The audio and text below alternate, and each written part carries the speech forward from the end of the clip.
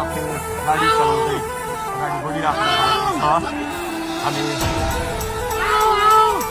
दुर्गा प्रसादले अगाडि बढिरहेका छौँ। निकै ठुलो मात्रामा युवाहरूको उपस्थिति देख्न सकिन्छ।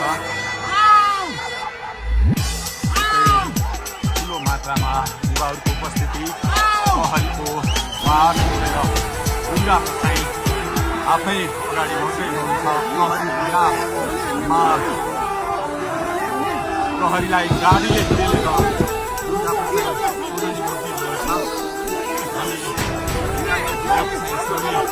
अगाडि बढ्दैछौँ।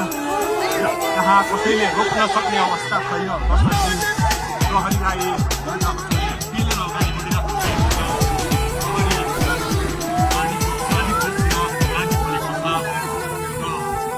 दुर्गा प्रसादले प्रहरीको एक क्लियर जोडिसक्नु भएको छ र अब अगाडि सशस्त्र प्रहरीको टोलिरहेको छ।